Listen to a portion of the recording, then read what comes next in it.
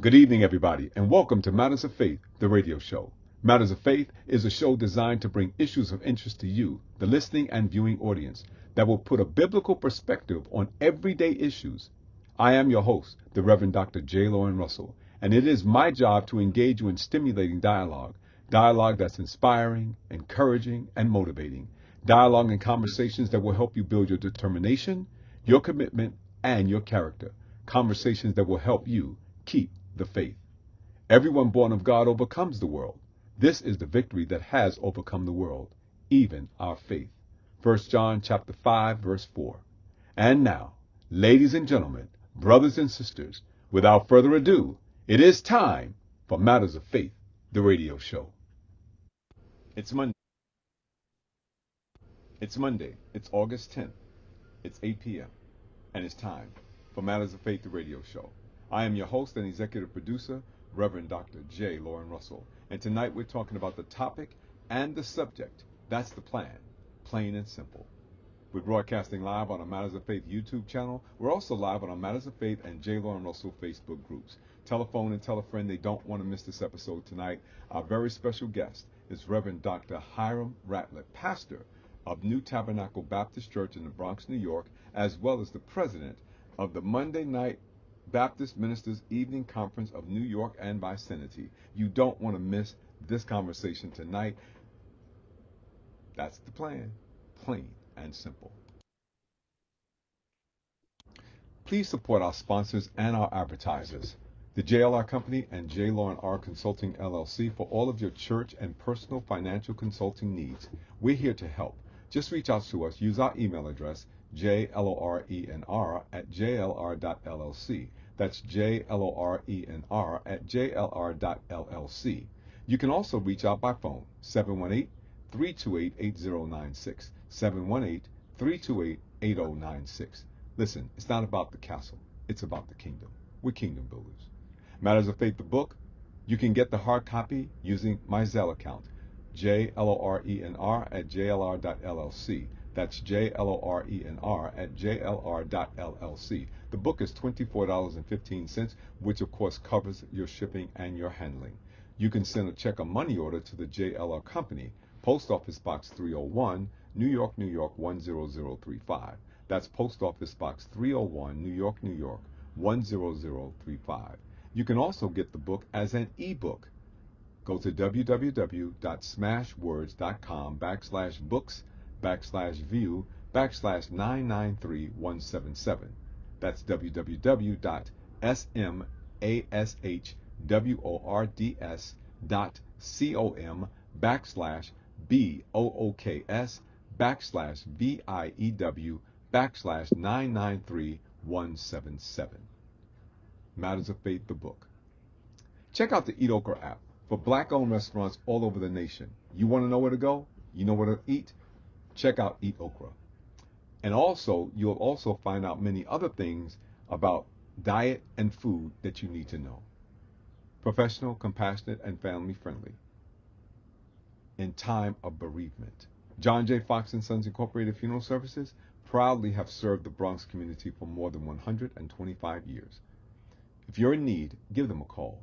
718-733-9114. That's 718-733-9114. If you let John J. Fox and family take care of your homegoing services, I promise you, you will not be disappointed. You focus your business on profitability and your church on spiritual excellence. And well, you should. But if you let E.G. Edwards and Associates handle your accounting and taxation, you'll find that they do it with competence and professional excellence. Financial solutions are just a phone call away. Call 718-949-5181. That's 718-949-5181. And if you happen to be a church, they specialize in working with non-for-profit organizations, specifically churches. E.G. Edwards and Associates are here to help. Dial 718-949-5181. Get your subscription to Better Mag magazine today. A 2-year subscription is still only $27.50. And you can go to www.blmags.com. That's www.blmags.com. And don't forget to subscribe, like, and share our Matters of Faith YouTube channel. And also, while you're at it, subscribe to the Matters of Faith blog, www.mattersoffaith.blog. That's www.mattersoffaith.blog.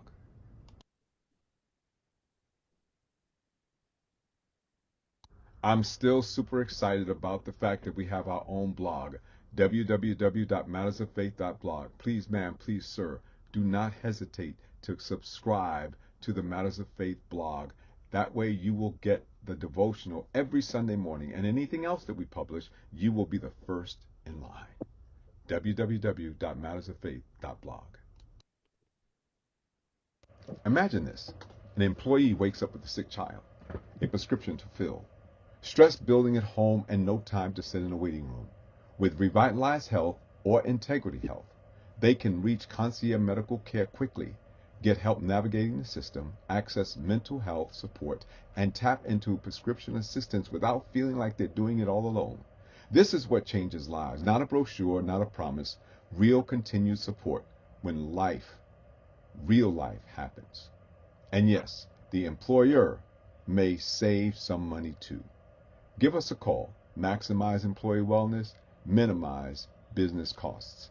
718-757-1527. 718-757-1527. The JLR Company is here to help. 718-757-1527. The Evangelical Church of God cordially invites you to their August services every Sunday at 1 p.m. First and third Sundays, we're in chapel.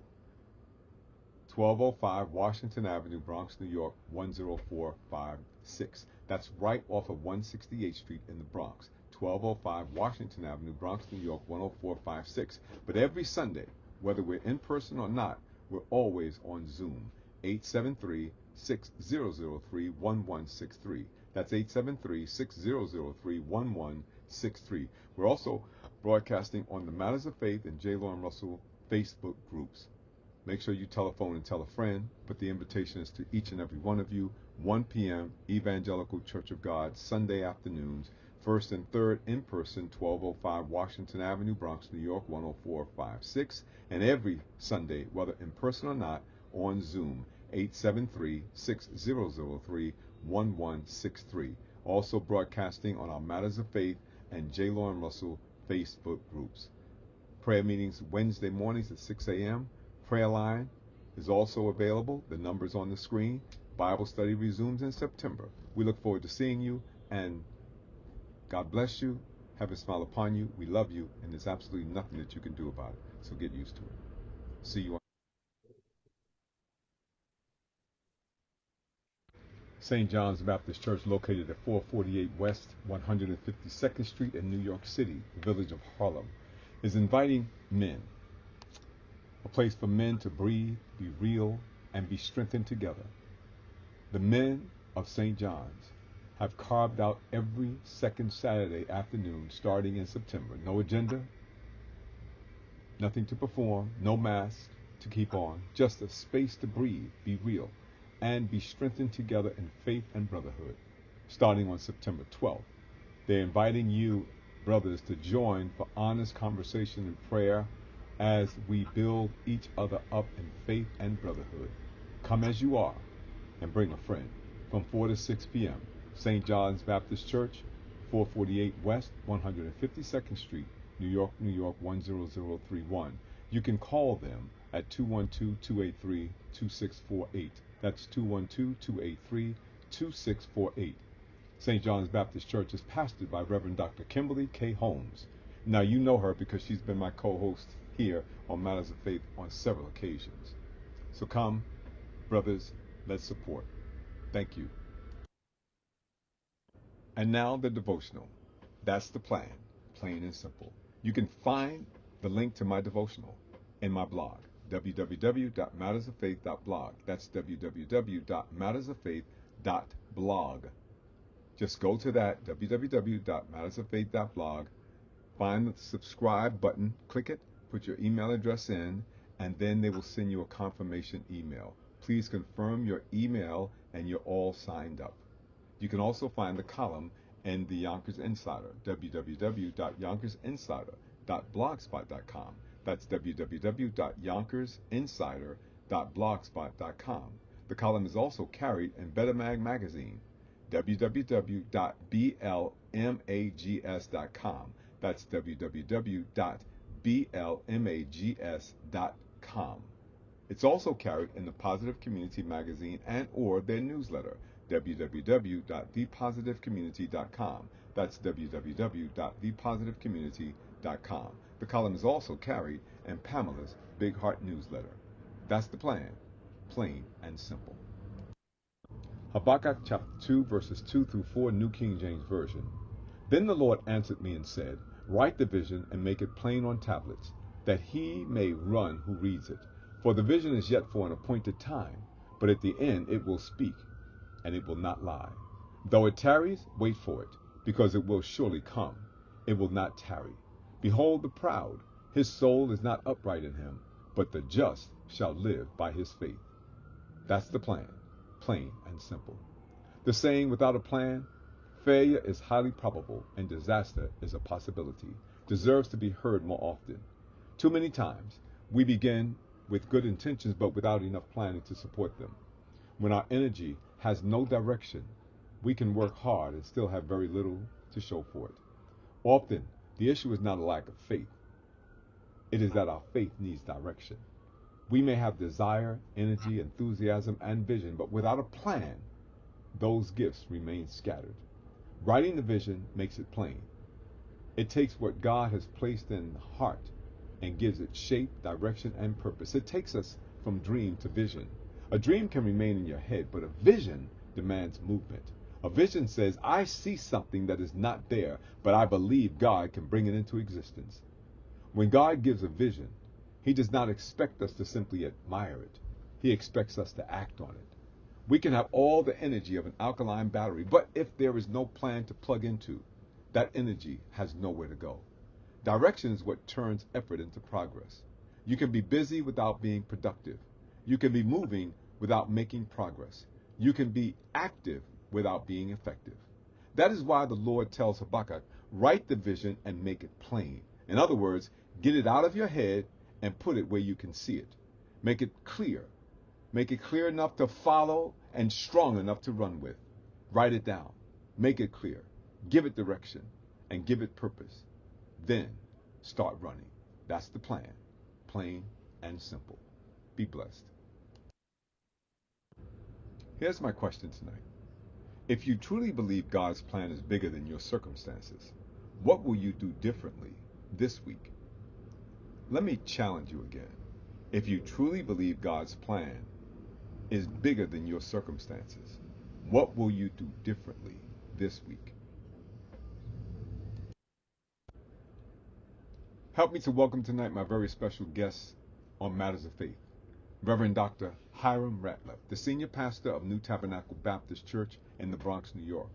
He began his tenure at New Tabernacle on March 10, 2011, and was installed as their fifth pastor on October 24th of the same year.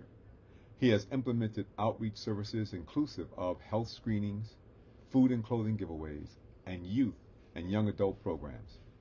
Reverend Ratliff attended Hobart College in June of 1988 and graduated with his Bachelor of Arts in English Studies and a minor in Religious Studies. Reverend Ratliff continued his education and earned a Master of Professional Studies in Pastoral Counseling and a Master of Divinity from New York Theological Seminary. Then he returned to New York Theological Seminary to earn his doctorate degree, completing the requirements, submitting and successfully defending his dissertation entitled Guns N' Roses, and graduated on May 21st, 2022. Congratulations, Dr. Ratliff. Dr. Ratliff served on Community Board 6 for several years, where he was instrumental in helping to provide the Bronx with a mall in the Fordham area and planning annual events for the youth. He partnered with the Black Institute, tackling and bringing awareness to social justice issues through rallies, supporting wage increases for fast food workers, city municipal identification cards for undocumented immigrants, support for pre-K schooling for children, and the need for affordable housing, just to name a few. Dr. Ratliff has worked for prestigious organizations in serving the community, such as the Harlem Children's Zone, and presently works with special needs and at-risk youths in the Westchester School District. Dr. Ratliff also served on the board of directors as a trustee for a Harlem charter school, School in the Square, which opened in September of 2016. Dr. Ratliff currently serves as the president of the Baptist Ministers Evening Conference of Greater New York and vicinity. And on October 24, 2024, he published his first book, a book of poetry which chronicles his challenges, struggles, fears, hopes, and triumphs growing up in Harlem in the 80s and early 90s. It is entitled The Black and Beautiful Side of Us. Dr. Ratliff's second book, The Elijah and Elisha Revival, was published in February of this year and is the sequel to the analogy or the anthology of poems in the first book. This book gives a micro account of the mindset behind the poems along with an autobiographical account of Dr. Ratliff's life and the lives of two prophets. Reverend Dr. Ratliff is the loving husband of his wife, Deacon Maria Antoinette Ratliff, of 33 years. He is the son of Mother Luzella Ratliff and son-in-law to Mother Helen Jackson.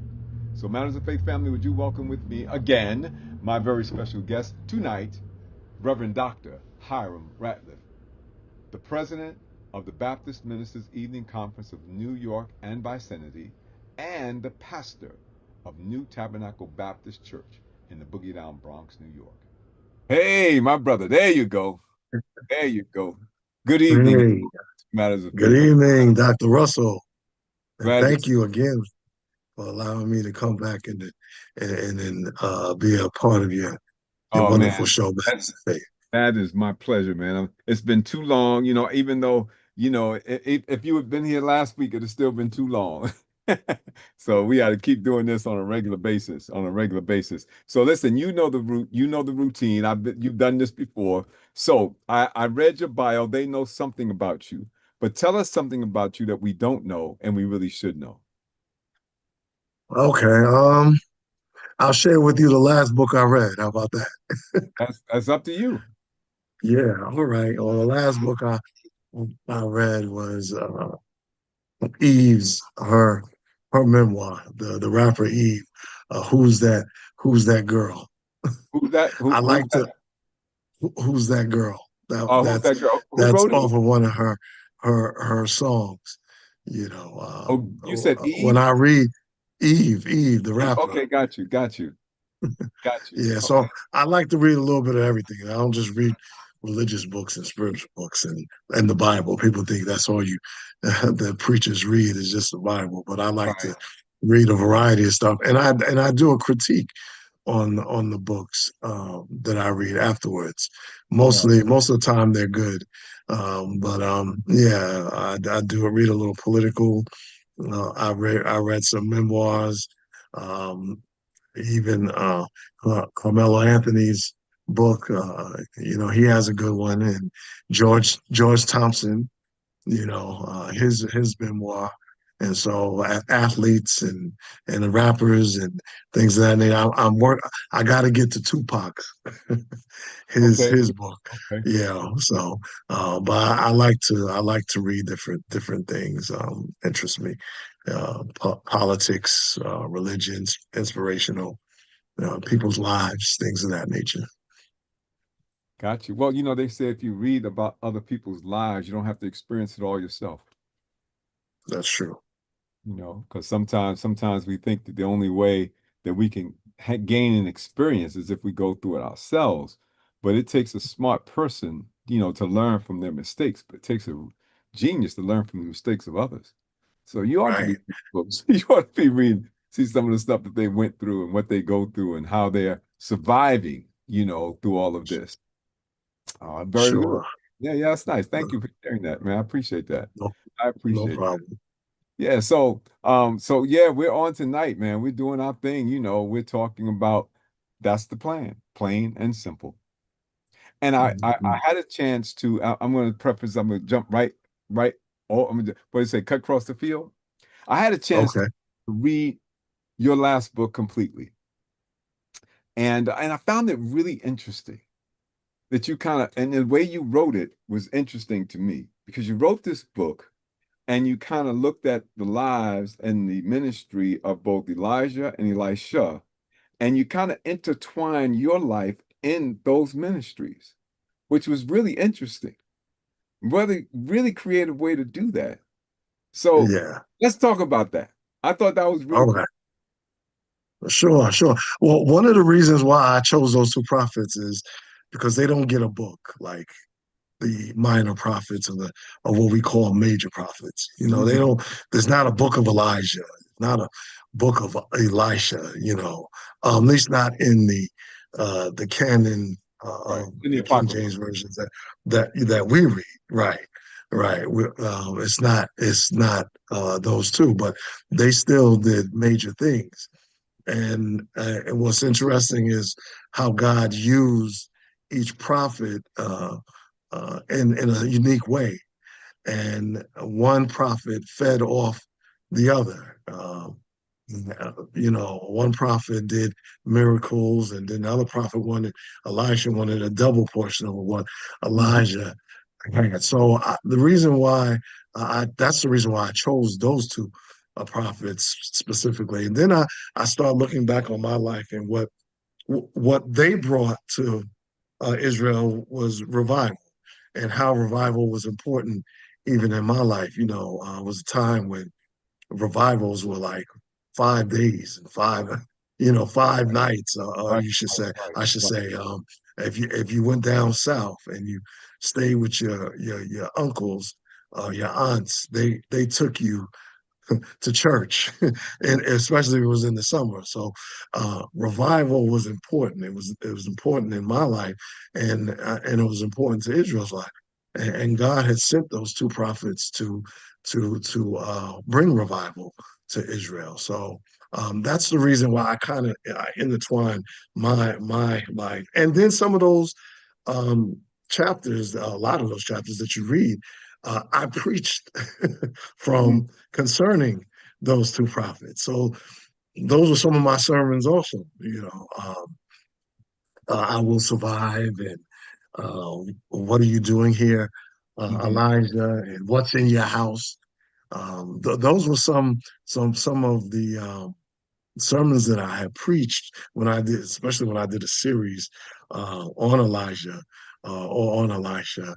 Um, there was one time, my father in the ministry, Reverend Willie Cooper, he would call me to do a revival right before Holy Week, and I took the life of Elijah, and I worked my way up to that. So a lot of a lot of those chapters of sermons that I preached, a lot of it was looking at their lives and how God used them, and then looking at my life of how God has used me up until now, and the importance that church, and particularly revival, has played. Mm. We've gotten away from revival. Yeah, I remember I'm the not. We're getting back to it, but we've gotten away from it somewhat because, well, like I said, revival used to be a week. Now you'd be lucky if you get one night. Yep, absolutely, absolutely. I mean, people, it used to be something to look forward to. Now, listen, I didn't grow up in the church. I didn't grow up going to church every Sunday. So I didn't go to revivals and stuff like that. Now I remember going south and they would have revivals and I would hear them over in the distance, right? Because they were celebrations. I mean, amazing celebrations. You could hear them all over the place down there in the little town my mom's from. But I remember the pageantry of revivals and how very important they were to the community. When there was a revival in the little town where mom comes from and where we used to go during the summers, when there was a revival, everything stopped. Everything. If you Right, weren't at the revival, there was nobody to talk to. There's nobody to hang out with. So, right. it was big down there. I mean, really big down there, not like here. And then up here too. I mean, there were numbers of people that, lumber churches that did revivals and you got a good number. In fact, that's how I got back into the church, went to a revival. Mm, mhm. Yeah, I remember my Yeah, my next. late pastor, Reverend Dr. Austin, Mhm. would host revivals down in Antioch. And as I said, when my mother would send me south to seeing my relatives, my Right, grandmother, right, my right, right. aunts, my uncles. When I stayed there, um, during that week, we were off in the car going to church. So revival was important in my life, and it was part of the foundation of me growing up. So that's why I see a need to get back to it. I mean, churches came together too during that time period. Right. When if it was a revival, if one church was having a revival, and the churches in the local area would come and they would support it. They wouldn't just hear about it and, okay, this church over here is having revival. We're going to have our revival. But churches would come together and because revival is for the church.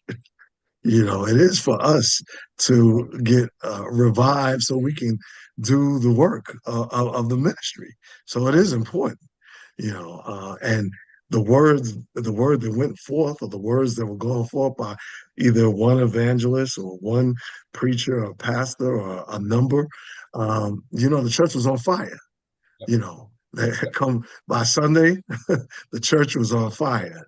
You Do you know, remember? Do you remember when what's his name? Schambach used to do the revivals in the city.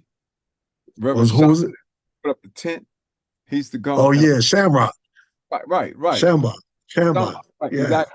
Right. I remember. I Uh-huh. remember when he came, when he would come through, he would do it in an old abandoned lot. And I think the last one he did was on an old abandoned lot over on Prospect Avenue. Mhm. Prospect, right there at the Prospect Avenue train station on Prospect and Intervale, not Intervale, but Yeah. whatever. And I remember going there, and we would look forward to this, right? Because we didn't even go to church, but we would look forward to going to this thing because it was an event. But then I mentioned this a little earlier, right? I came back to church because of a revival, because my neighbor Right. came to the house and invited me to come to church, Goodwill Baptist Church. Come to church, Okay. have a Yeah. revival. And I was like, and I had just prayed, Lord, I need to get back in the church. And when I came Right. home that day, my next door neighbor was in the house with Evelyn. Uh, Why don't you come Uh-huh. go to church with us? We having a revival. I'm like, are you serious, Lord? Are you serious? And I went, and there was a fire and brimstone preacher from Memphis, Tennessee. Hmm. Your life to the Lord, you're gonna burn in hell. I mean, it was like really one of those fire and brimstone preachings. So Right.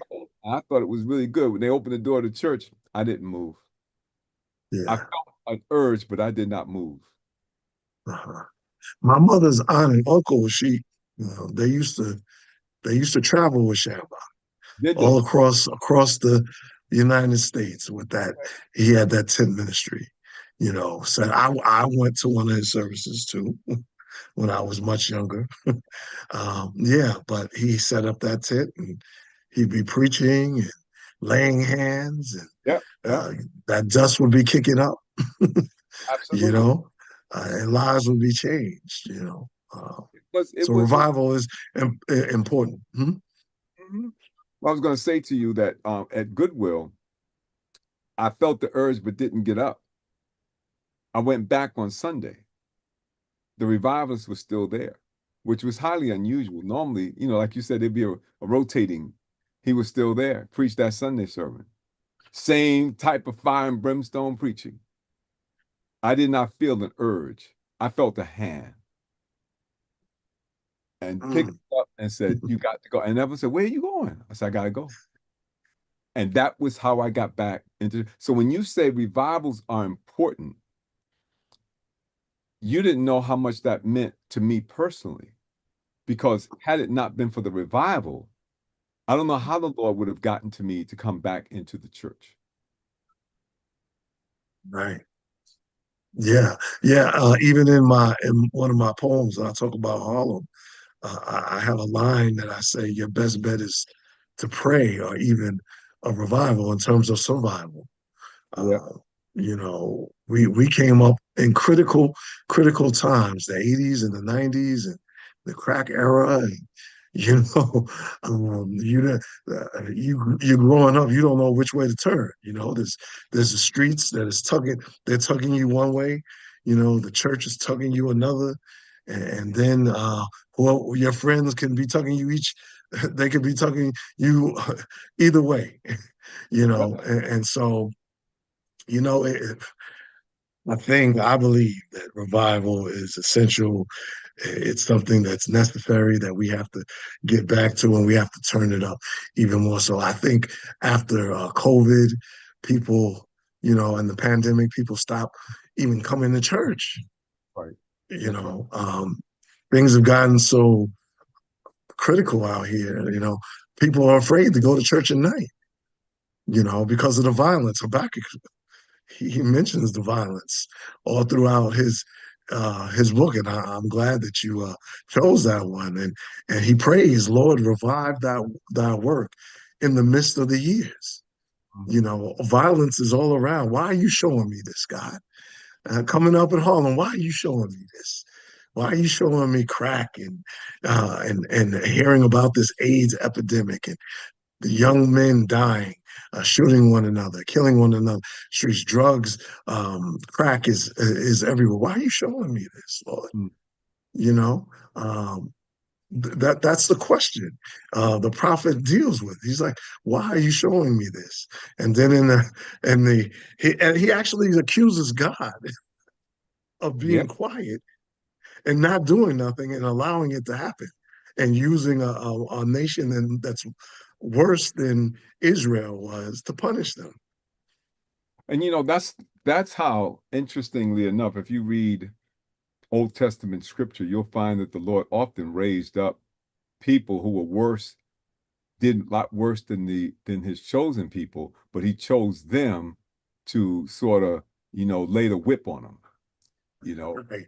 It was his choice. He's done it so many times. The Assyrians, the Babylonians, the Yeah. Egyptians. I mean, just people who had, no regard. Midianites. Yeah.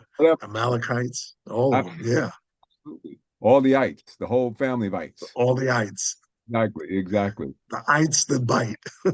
Yes, sir. Yes, sir. But you mentioned something, and that's true. The Habakkuk, he starts talking about, Lord, what are you going to do about this?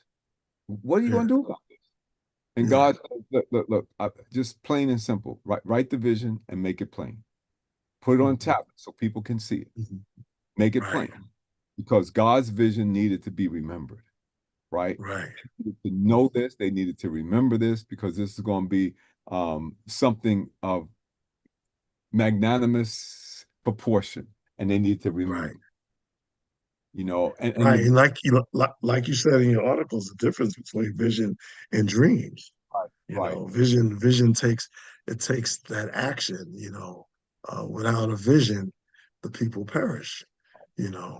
So uh, he tells them that, write it and make it plain. But the people or the person that runs with it, reads mhm, it, has to read it and then run with it. right, Sometimes we forget that piece, right. because Absolutely. you You got can to write move. the vision, I can write the vision, but there's nobody to read it. Right, And then what are they going to do with it? They got to run with it. right. It has to be clear, cut. It has to be plain and simple, but it has to be read, and the people have to run with it.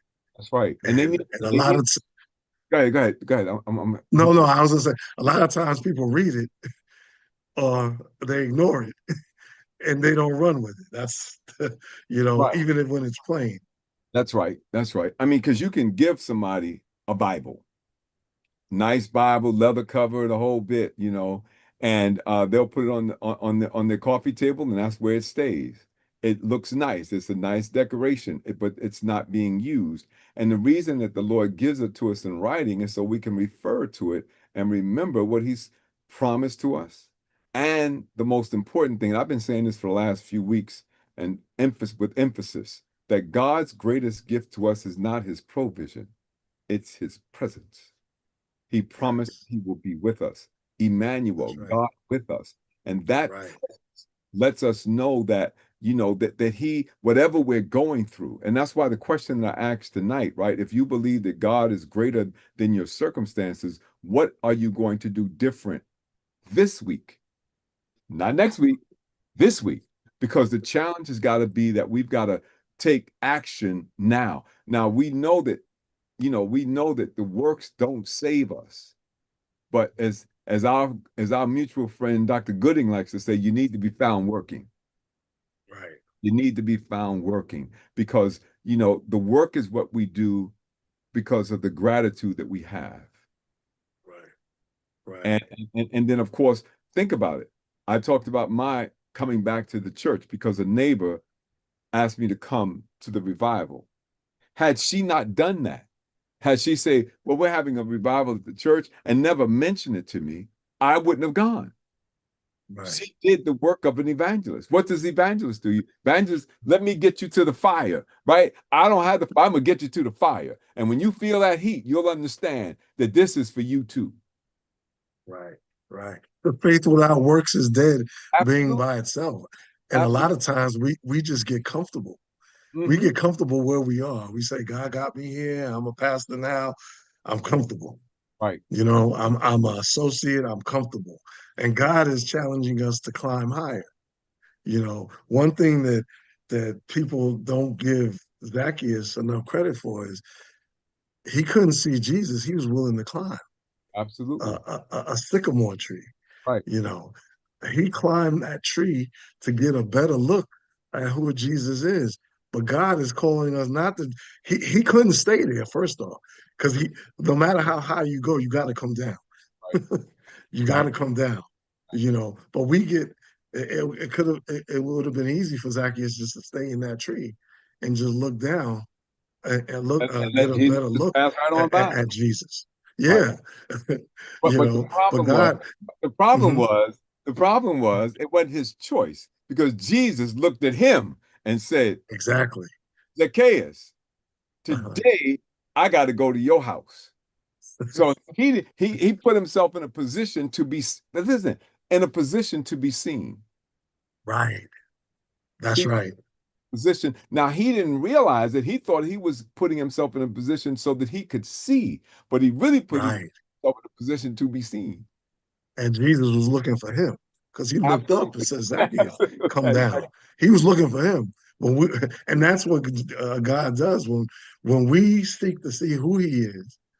He looks and he sees us. Absolutely. And in seeing us, he's willing to use us.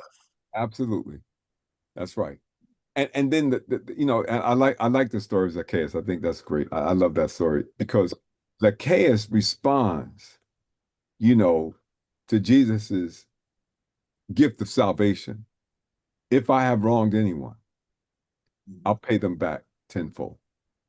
Anybody, everybody, you know. And he's the chief tax collector, so he got what's the word that I'm looking for? He got paid by all the other tax collectors. Then Right. he got his piece. So he Right. got his piece and some. So he was very wealthy. He was a very Right. wealthy man. Right. But recognizing Christ was more valuable than all of the money that he may have had. Mhm. Exactly. And you know what? I just came back from doing a um, a workshop with men to how to build a efficient and sufficient men's ministry in your church. Mhm. And one of the things I shared was, men suffer in silence, and Absolutely. that we are all what I call spiritual lepers. When you look at leprosy in the Bible, um, it mostly points to men, Mhm. that were lepers, and I said we're all spiritual lepers, not because of the disease that's external, but the internal disease that we deal with Mhm. on a day-to-day on a Right. day-to-day basis. We're Right. all spiritual lepers, and knowing that and being able to admit to it is half the battle. Is half the battle. So Zacchaeus was a spiritual leper, but he also had leprosy all around him with Right. with those other ones Right. that, like you said, help make him rich. you know. But he realized, even in them talking about him, that there was something that he needed Jesus to do in Mhm. him, and he was willing to yield himself to that. Yep. Yep. And that's what's interesting. Are you willing to yield? Are you willing to give yourself up? Are you willing to just follow him? Mhm. Are you willing to do that? And if you're willing to follow, then there's nothing that's impossible for you. Mhm. And one thing Habakkuk did was important. He went to the watchtower and he waited for an answer. He Mm. knew that calling God on the carpet, that God would answer him sooner or later. So he waited for that. He waited for that response from God. Write the vision and make it plain so that when they read it, they'll run with it, you know. And God knew what he was going to do for Israel, in restoration. God is like a parent, he punishes because he loves, but then he restores also. Right. And so Habakkuk knew that in calling God on the carpet, he wrestled with God because that's his name. He wrestled with him. He wrestled with the issues that were going on in Israel, and you can't be a prophet or a preacher or pastor or priest or evangelist and not wrestle with the things that are going on in our society today. I mean, I wrestle with how we got the leadership in this country that we have now. I mean, we've had bad leadership. Don't get me wrong. We've had it in historically, but what we're going through now and what we're seeing now, like I said, going back to the violence, it's outlined in Habakkuk, going back to racism and prejudice and sexism and all kind of isms that we're facing in our day and age. You can't be a pastor, preacher, call yourself a man or woman of God and not wrestle with the issues that we're Right. going through now. Right. And it's interesting. I was in preaching the sermon because I preached this yesterday. I said to the congregation as I talked about Habakkuk's, the circumstances and the context of where he was. I paused for a moment and said, "Did he write this yesterday?" Right. So there's That's a good nothing question. new under the sun. The Lord knows about this. He knows Mhm. what we're going through, and He Mhm. says, it will not tarry. It will Right. come. But you just Right. make it plain. Because that's our Right. responsibility to make it plain. I like what Robert Schuller used to say, tough times never last, but Mhm.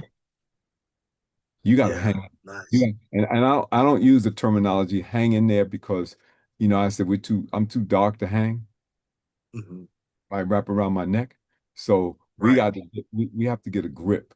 And so, if we get a grip and we keep moving forward, and that's the point when he says run, keep moving forward. Don't stand still. You can't stop. You can't get stuck. You can't allow yourself, to stand there and say, let me catch my breath. You got to keep moving. You got That's to keep right. and That's whether right. and it's interesting, right? Because we started so early on in our conversation, we talked about the person doing the work of an evangelist. I mentioned that, and I said that Hmm.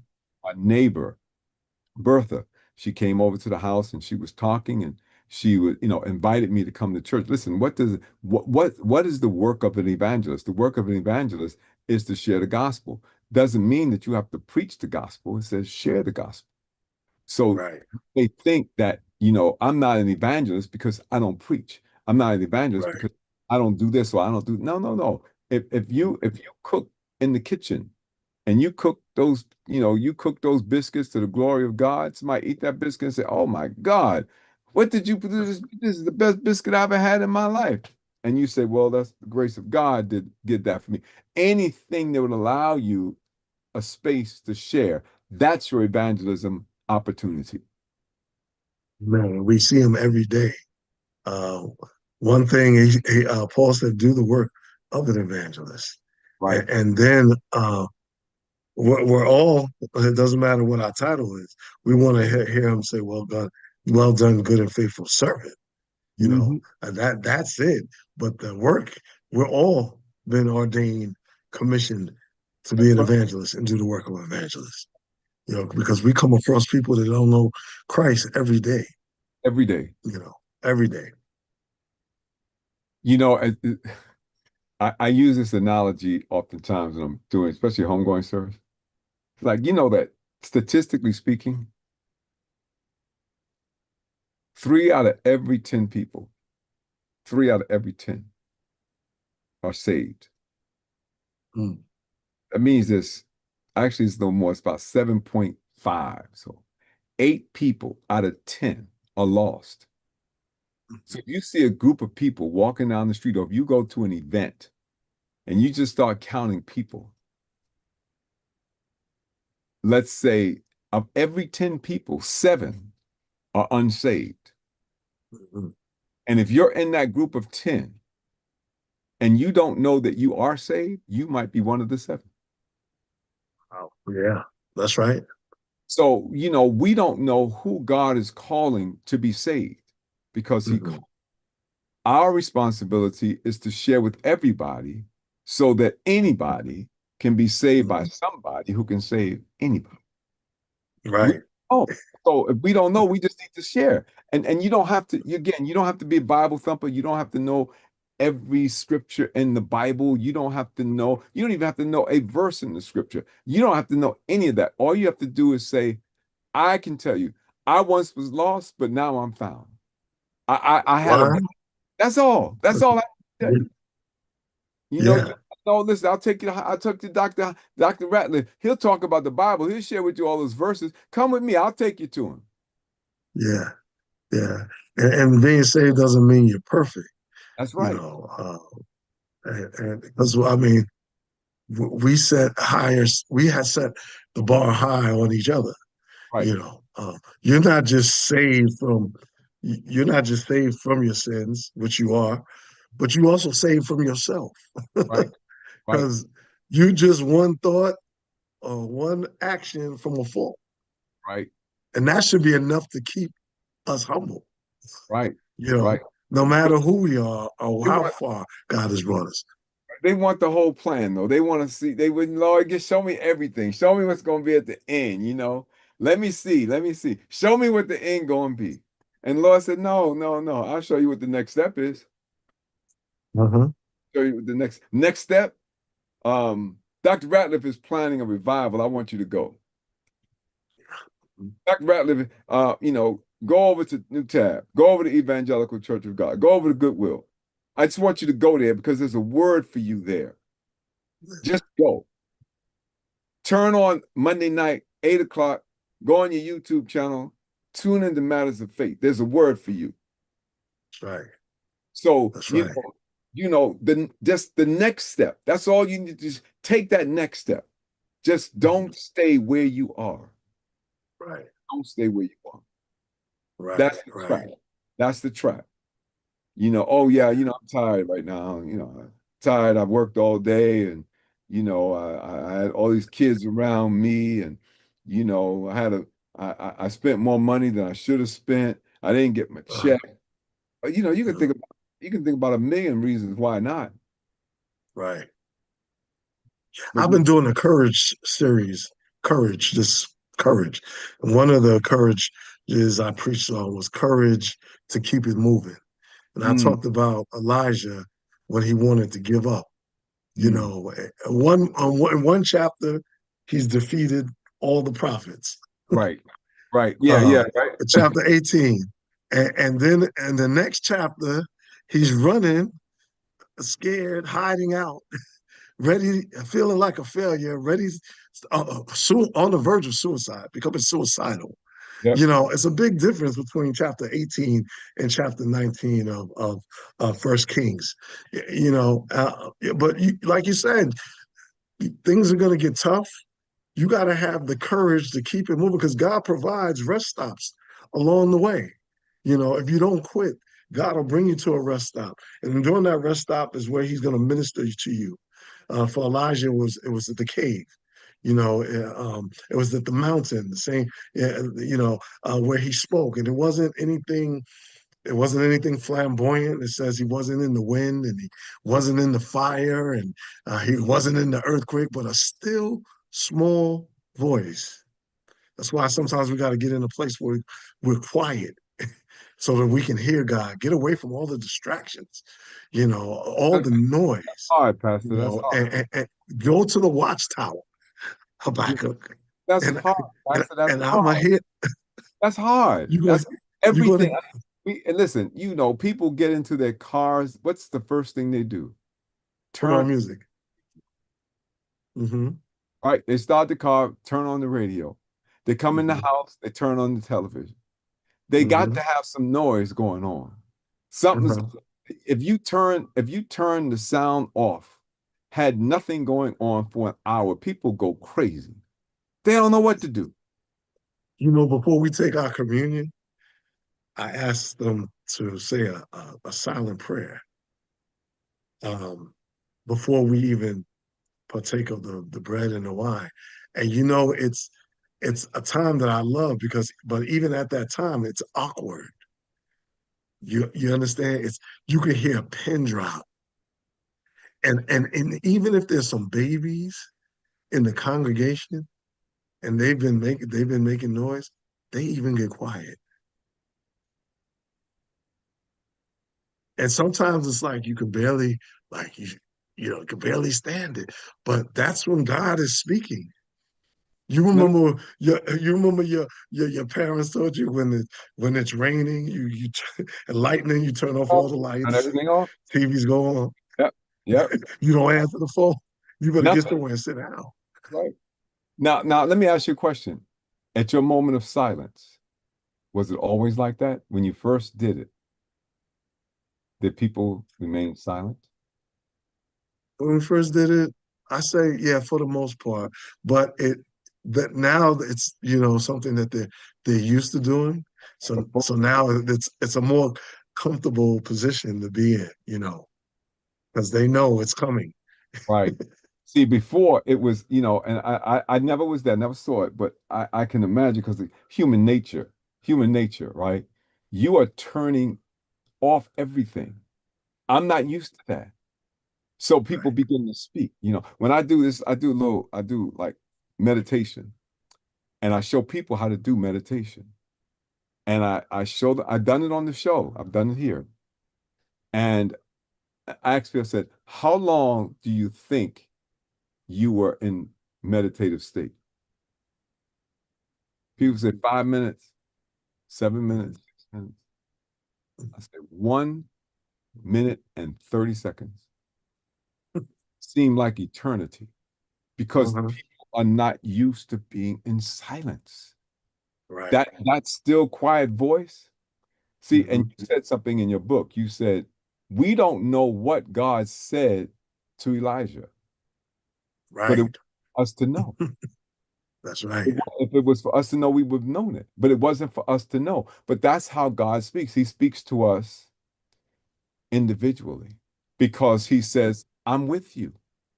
I'm Emmanuel. I'm with you. I'm speaking to you in your voice. I'm speaking to you in your ear.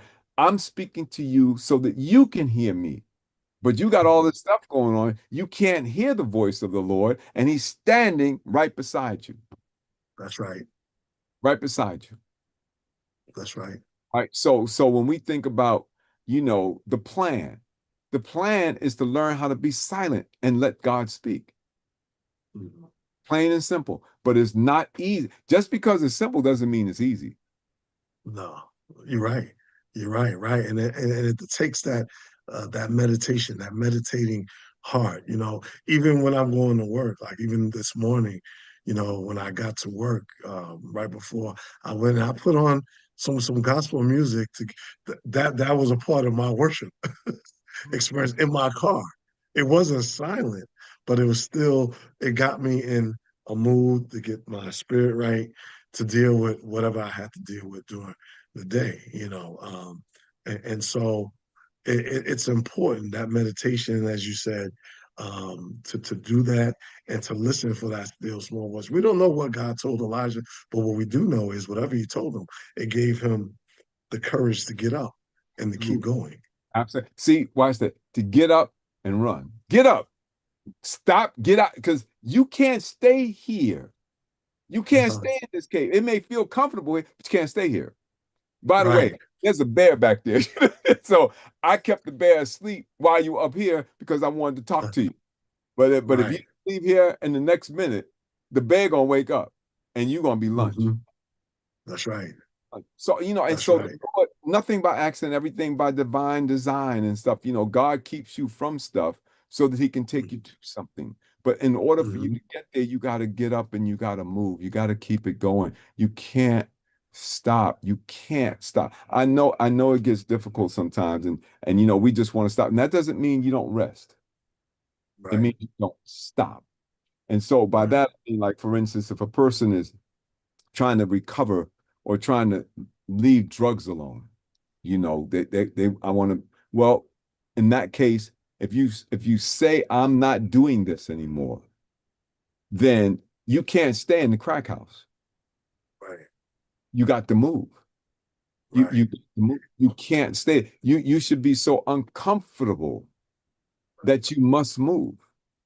Right. You see what I'm saying? So my discomfort is greater than my comfort. So Mhm. I'm going to move because I can't stay here anymore, any Right. longer. Right. And that's the Right. And sometimes God makes it uncomfortable for you to move. absolutely, absolutely, very uncomfortable. Right. I mean, very Sometimes you got to move even when you don't see the vision. If you would have told me 40 years ago that I would be on Matters of Faith talking to Dr. Lauren Russell and would have achieved some of the things that I achieved, I would have thought you were crazy because I didn't see all that. I right, just moved. When right, God said move, right, I just moved and doors just opened. And I was willing to go through them. When I got my first master's degree from New York Theological Seminary, I didn't go to New York Theological Seminary thinking I would ever pastor.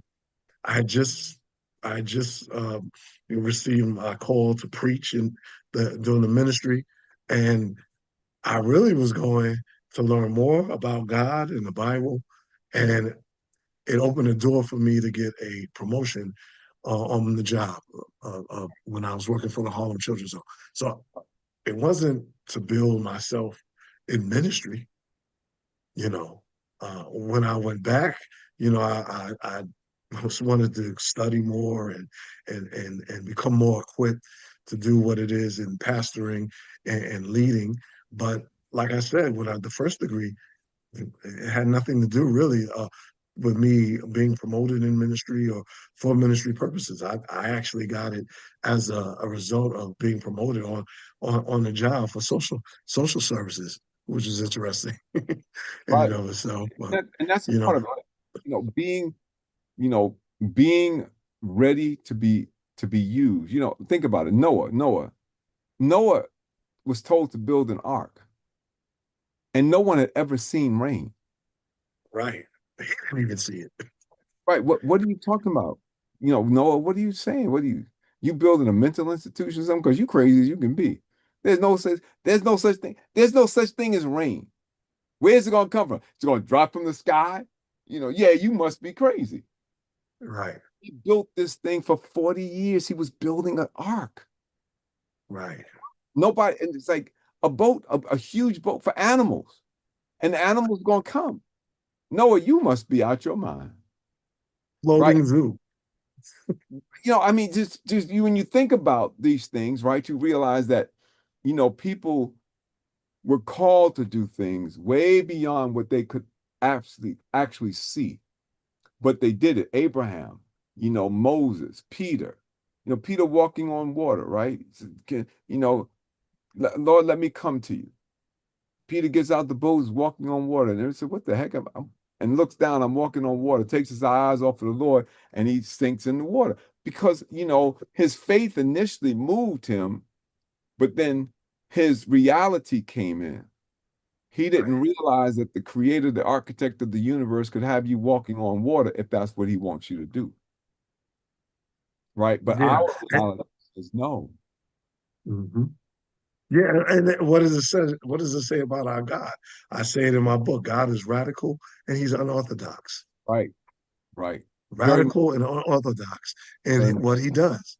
If right, he's calling you to do something and it doesn't make sense, that's God being Right. radical and Right. unorthodox. Because nobody can, the only way you can witness is to say it was God and it wasn't me. It was Well, by all the way, God that's a and it good segue. wasn't That's a me. great segue. We're at the top of the hour. So what I'm gonna do is, you can do likewise. You can stay on if you want, but I'm gonna kind of disappear for a moment. We're gonna go back. I'm gonna recognize sponsors and advertisers and tell everybody Sure, what's going on in the community, and then we're going to read the devotional again. Put the challenge question back on the table. Challenge the audience to begin to respond to that, so I can bring their responses into our conversation. So they'll be a part of this dialogue, and we won't be having like a dual monologue, but we will have a real dialogue with their comments being included. And then we'll come yes, back. sir. We'll finish off the second half as strongly as we did the first half. Is that okay? That's fine. Here Thank we you. go. You're welcome. Thank you. Please support our sponsors and our advertisers, the JLR Company and J. Lauren R. Consulting LLC, for all of your church and personal financial consulting needs. We're here to help. Just reach out to us. Use our email address, jlorenr@jlr.llc. That's jlorenr@jlr.llc. You can also reach out by phone, 718-328-8096, 718-328-8096. Listen, it's not about the castle. It's about the kingdom. We're kingdom builders. Matters of Faith, the book. You can get the hard copy using my Zelle account, jlorenr@jlr.llc. That's jlorenr@jlr.llc. The book is $24.15, which of course covers your shipping and your handling. You can send a check or money order to the JLR Company, Post Office Box 301, New York, New York 10035. That's Post Office Box 301, New York, New York 10035. You can also get the book as an ebook. Go to www.smashwords.com/books/view/993177. That's www.smashwords.com/BOOKS/VIEW/993-177. Matters of Faith, the book. Check out the Eat Okra app for black-owned restaurants all over the nation. You want to know where to go? You know where to eat? Check out Eat Okra. And also, you'll also find out many other things about diet and food that you need to know. Professional, compassionate, and family friendly in time of bereavement. John J. Fox and Sons Incorporated Funeral Services proudly have served the Bronx community for more than 125 years. If you're in need, give them a call. 718-733-9114. That's 718-733-9114. If you let John J. Fox and family take care of your homegoing services, I promise you, you will not be disappointed. You focus your business on profitability and your church on spiritual excellence. And well, you should. But if you let E.G. Edwards and Associates handle your accounting and taxation, you'll find that they do it with competence and professional excellence. Financial solutions are just a phone call away. Call 718-949-5181. That's 718-949-5181. And if you happen to be a church, they specialize in working with not-for-profit organizations, specifically churches. E.G. Edwards and Associates are here to help. Dial 718-949-5181. Get your subscription to Better Mag magazine today. A 2-year subscription is still only $27.50. And you can go to www.blmags.com. That's www.blmags.com. And don't forget to subscribe, like, and share our Matters of Faith YouTube channel. And also, while you're at it, subscribe to the Matters of Faith blog, www.mattersoffaith.blog. That's www.mattersoffaith.blog. I'm still super excited about the fact that we have our own blog, www.mattersoffaith.blog. Please, ma'am, please, sir, do not hesitate to subscribe to the Matters of Faith blog. That way you will get the devotional every Sunday morning, and anything else that we publish, you will be the first in line. www.mattersoffaith.blog. Imagine this. An employee wakes up with a sick child, a prescription to fill, stress building at home, and no time to sit in a waiting room. With Revitalized Health or Integrity Health, they can reach concierge medical care quickly, get help navigating the system, access mental health support, and tap into prescription assistance without feeling like they're doing it all alone. This is what changes lives, not a brochure, not a promise, real continued support when real life happens. And yes, the employer may save some money too. Give us a call. Maximize employee wellness, minimize business costs. 718-757-1527. 718-757-1527. The JLR Company is here to help. 718-757-1527. Let me add a little note here that I want everybody to know. This is going to be real quick. It's virtual primary care, virtual urgent care, preventive care assessment, mental health services, wellness education. If you have a billing or insurance question about your own insurance, they'll advocate for you there. An accident coverage plan at no cost and no cost prescriptions, low cost or no cost prescriptions, local vision and dental care, no co-payments or deductibles for virtual care. Oh, and by the way, if you happen to have a pet, there's pet virtual care as well. Integrity or Revitalize. Give us a call. 718-757-1527 or 718-328-8096.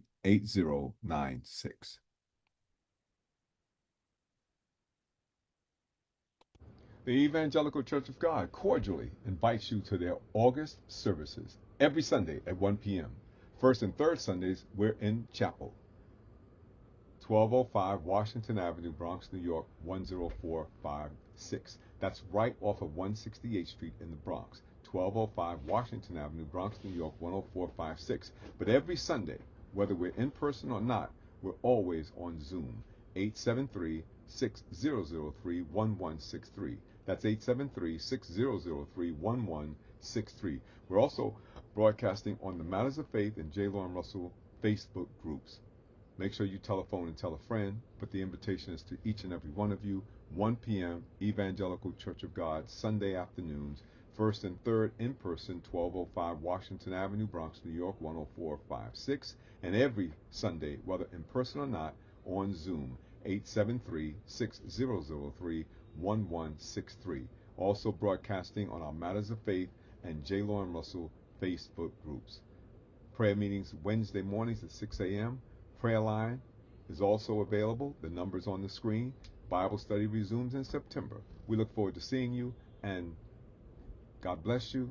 Heaven smile upon you. We love you, and there's absolutely nothing that you can do about it. So get used to it. St. John's Baptist Church, located at 448 West 152nd Street in New York City, the village of Harlem, is inviting men. A place for men to breathe, be real, and be strengthened together. The men of St. John's have carved out every second Saturday afternoon starting in September. No agenda, nothing to perform, no mask to keep on, just a space to breathe, be real, and be strengthened together in faith and brotherhood. Starting on September 12th, they're inviting you, brothers, to join for honest conversation and prayer as we build each other up in faith and brotherhood. Come as you are and bring a friend. From 4 to 6 p.m., St. John's Baptist Church, 448 West 152nd Street, New York, New York, 10031. You can call them at 212-283-2648. That's 212-283-2648. St. John's Baptist Church is pastored by Reverend Dr. Kimberly K. Holmes. Now, you know her because she's been my co-host here on Matters of Faith on several occasions. So come, brothers, let's support. Thank you. And now the devotional. That's the plan, plain and simple. You can find the link to my devotional in my blog, www.mattersoffaith.blog. That's www.mattersoffaith.blog. Just go to that www.mattersoffaith.blog, find the subscribe button, click it, put your email address in, and then they will send you a confirmation email. Please confirm your email and you're all signed up. You can also find the column in the Yonkers Insider, www.yonkersinsider.blogspot.com. That's www.yonkersinsider.blogspot.com. The column is also carried in Better Mag magazine, www.blmags.com. That's www.blmags.com. It's also carried in the Positive Community magazine and or their newsletter, www.thepositivecommunity.com. That's www.thepositivecommunity.com. The column is also carried in Pamela's Big Heart newsletter. That's the plan, plain and simple. Habakkuk chapter 2, verses 2 through 4, New King James Version. Then the Lord answered me and said, write the vision and make it plain on tablets, that he may run who reads it. For the vision is yet for an appointed time, but at the end it will speak, and it will not lie. Though it tarries, wait for it, because it will surely come. It will not tarry. Behold the proud, his soul is not upright in him, but the just shall live by his faith. That's the plan, plain and simple. The saying, without a plan, failure is highly probable and disaster is a possibility, deserves to be heard more often. Too many times, we begin with good intentions but without enough planning to support them. When our energy has no direction, we can work hard and still have very little to show for it. Often, the issue is not a lack of faith. It is that our faith needs direction. We may have desire, energy, enthusiasm, and vision, but without a plan, those gifts remain scattered. Writing the vision makes it plain. It takes what God has placed in the heart and gives it shape, direction, and purpose. It takes us from dream to vision. A dream can remain in your head, but a vision demands movement. A vision says, I see something that is not there, but I believe God can bring it into existence. When God gives a vision, he does not expect us to simply admire it. He expects us to act on it. We can have all the energy of an alkaline battery, but if there is no plan to plug into, that energy has nowhere to go. Direction is what turns effort into progress. You can be busy without being productive. You can be moving without making progress. You can be active without being effective. That is why the Lord tells Habakkuk, write the vision and make it plain. In other words, get it out of your head and put it where you can see it. Make it clear. Make it clear enough to follow and strong enough to run with. Write it down. Make it clear. Give it direction and give it purpose. Then start running. That's the plan. Plain and simple. Be blessed. And now my question for the final time tonight. If you truly believe God's plan is bigger than your circumstances, what will you do differently this week? One more time. If you truly believe God's plan is bigger than your circumstances, what will you do differently this week? You thought you got to know my guest pretty well, but I want him to explain himself to you in his own words from his own life. My brothers and my sisters, my very special guest tonight, Reverend Dr. Hiram Ratliff, pastor, New Tabernacle Baptist Church in the Boogie Down Bronx, New York. So I want you to take a look at what I was able to uncover, and you can tell me and tell us what we are looking at. Wow, you're looking at years of history from the time when uh, we were down in Antioch with our late pastor to the time when we came to New Tabernacle and did outreach and christenings, and serving the people to the time uh, when I became the president of the Baptist Ministers Evening Conference of Greater New York and Vicinity, and we fellowship with the Baptist Ministers Conference uh, of Greater New York, and then the family portraits of when we enjoyed being out and fellowship and on a cruise way back when, and also my spiritual father in the ministry, Reverend Willie E. Cooper, who, became my spiritual father in the ministry after my late pastor passed away. And yeah, so it's a lot of history going, and then also graduating from with the doctorate of ministry back in 2022, which was was something because of the time being coming out of the pandemic and not knowing whether or not I would even finish the course with New York Theological Seminary, and having finished the course also before the seminary had to close down was a remarkable feat, and to God be all the glory with all the collage. I love the collage you put together. Thank you. You're welcome. Well, I thought about it. I said, you have a rich history, and you also are very active and involved in community. And if I had found something of you walking in a protest march, I'd put that up there too. But I like the fact that, I think that it all centers around your ministry and how you serve the Lord.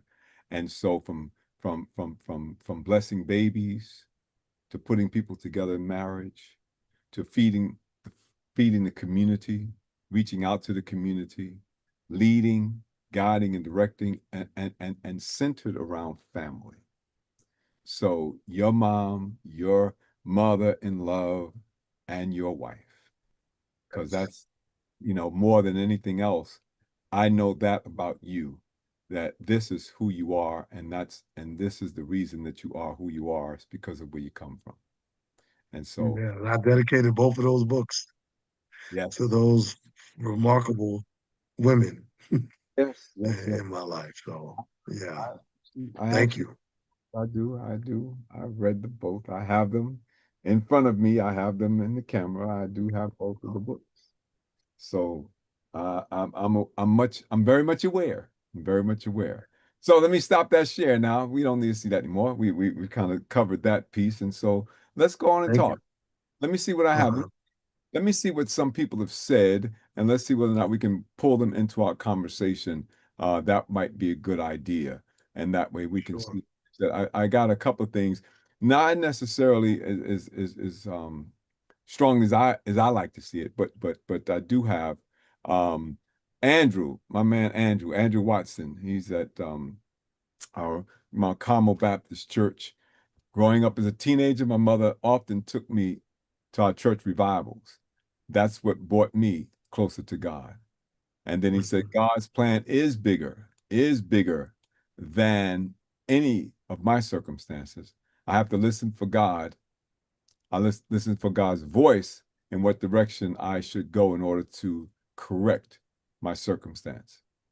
And then he also said, Reverend Ratliff, the last time we spoke at UMBA, Usher and Nurses Night, you told me you would be on Matters of Faith tonight. So he followed you. And Oh, uh thank you and for so coming on. yes. Mhm. So he did answer the question too. He says, well, he did say this. He says, oh, he answered the question before, but he said his wife, Sister Carla Watson, says hello. And I'm going to see the wife and that she writes her book.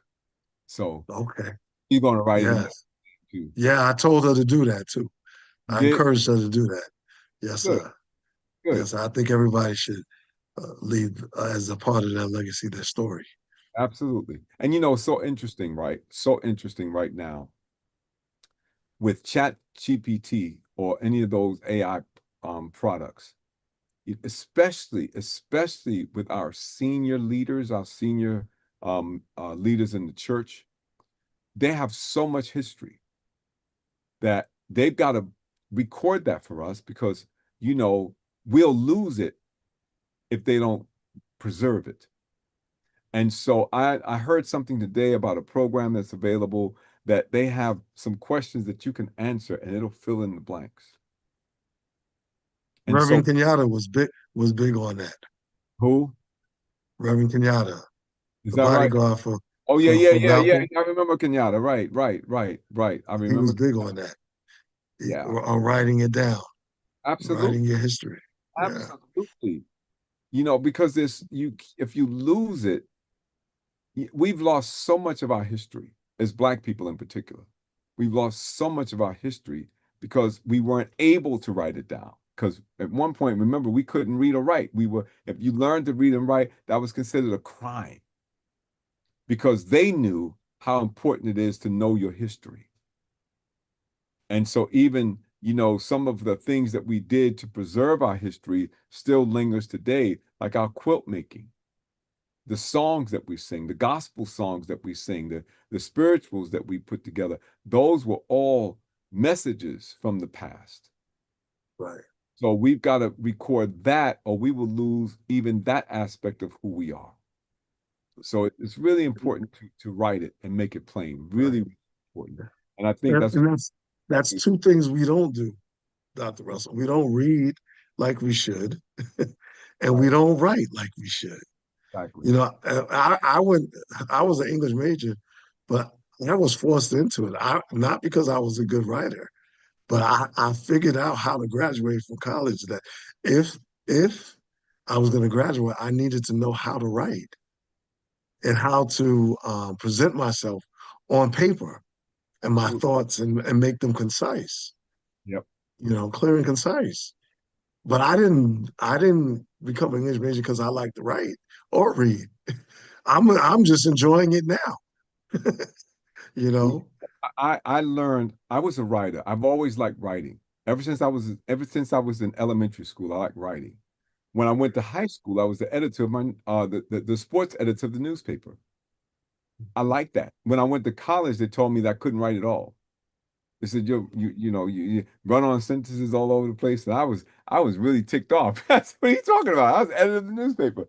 So, but I love writing. I always liked writing because I thought that it was important. So they had I went to Lehman College, and they had a newsletter that they produced, and I began to write for the newsletter, and I just enjoyed it tremendously. And then, Wow.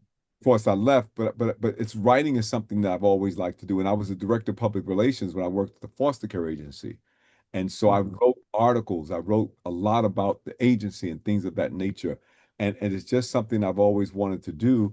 And I remember at one time, and this is again putting yourself in the way so that God can use you. I remember praying, saying, Lord, I need to get back to writing because I really like to write. Mhm. One of my friends called me and said, I just became the editor of an online newspaper. I want you to write a column for me. Amen. That's how Matters of Faith was birthed. Amen. Amen. And I enjoy your articles.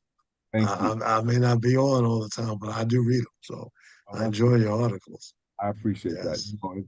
And it's it chronicles. I mean, think about it. I'm not going to be here forever. Nobody is.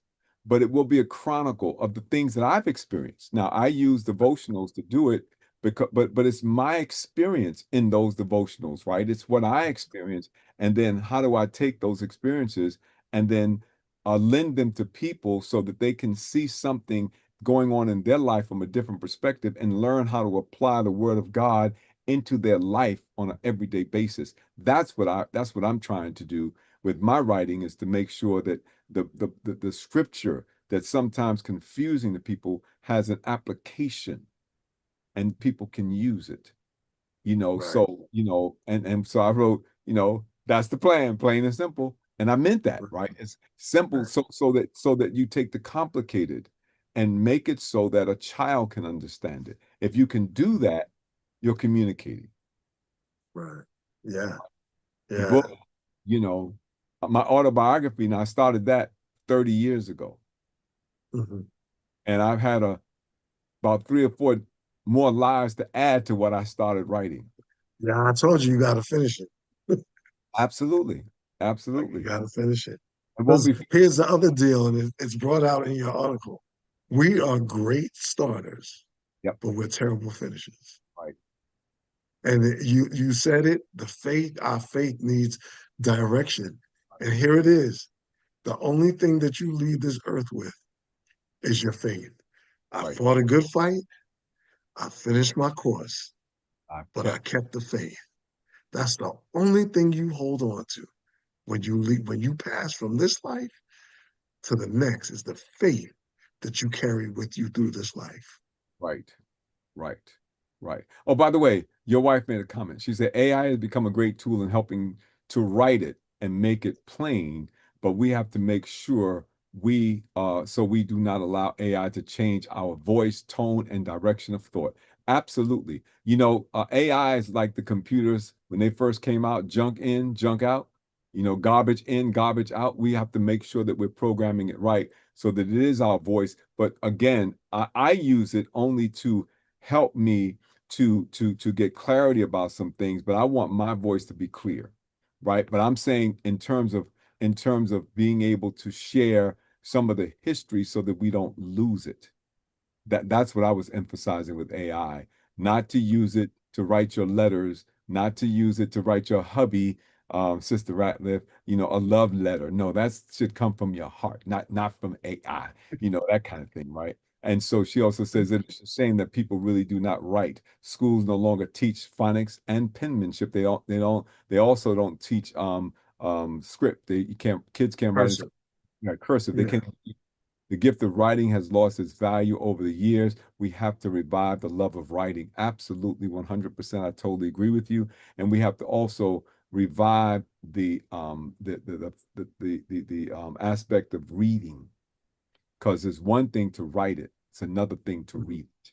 We have to Mhm. begin reading what's being written, because they're trying to remove documents, historical documents, things of vital importance, so that it's not taught. And so they're trying to wipe that memory completely away. Right. Gotta read. We've got to read. Right. My office where I'm sitting now, if I showed it to you, my office is a library. Literally. Mhm. This wall, this wall, it's all around because I read a lot. And I Mhm. read because I want to know. And Right. I want to share what I know. And so a lot of reference books, a lot of biblical books, a lot of self-help motivational things, a lot of Mhm. stories, a lot of biographies, because again, when you read other people's stories, you learn who you are. Right. And we all got a story to tell. Absolutely. You all, who's listening if we don't tell it? Right. You know, Right. who's going to listen if we don't tell it? We keep it shut up inside of us. That's why I love it. We got some young men that have been coming, and they've been out there on the streets, and I want to put together something where we can witness to them and bring some OGs in, and and and and mentor them and tell them, hey, look, there's another way, there's another alternative. Some of the same things you're going through, we went through, and we survived it. And this is how we did it, so that they'll know that they have other options. They have other options. Like I said, we're great starters, but we're terrible finishers. We got to tell the story while we can, while we can, and let them know, compel them to Absolutely. come in, compel them to listen, Right. compel them to read and Right. run with it. And tell your story. Every Sunday at Evangelical, every Sunday, we do what I call testimony time. Testimony hour, the hour of power, the power of testimony. People share their testimonies. Now, when I started this, nobody would say anything. But now people tell their stories, and they're able to articulate things that are happening in their life and give God praise for that, because now they can see that what they came through, the Lord was standing right there. His presence was there. And now they're comfortable telling it. I said, because that's your story. When you That's learn to right. tell your story, then you can be like my neighbor who came to my house and said, come to church because we're having revival. That's right. I'm not ashamed of the gospel of Jesus Christ anymore, because I can talk about it. I can talk That's about it. right. Talk about the difference that he has made in my life. That's where the rubber meets the road. And so we do this on a regular basis. And it takes time. But I don't mind because that time is well spent. Because when they hear themselves, when they hear how they talk about the Lord themselves, not me telling them, but they're speaking themselves, it Hmm. empowers them. Right. They're different. They're different. It's like, wow, I never heard myself say anything like that before. Hmm. And they get comforted. Yes. It's like teaching someone in sales an elevator talk, an elevator pitch. How do you pitch your product like in less than a minute, 2 minutes? You get an elevator ride. That's it. That's it. So now you get used to telling your story. You begin to tell it wherever you are. You do the work of the evangelist. Yeah.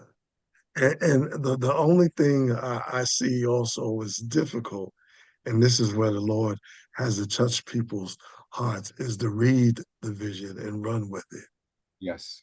Is to read and run with it. We can write it and make it plain.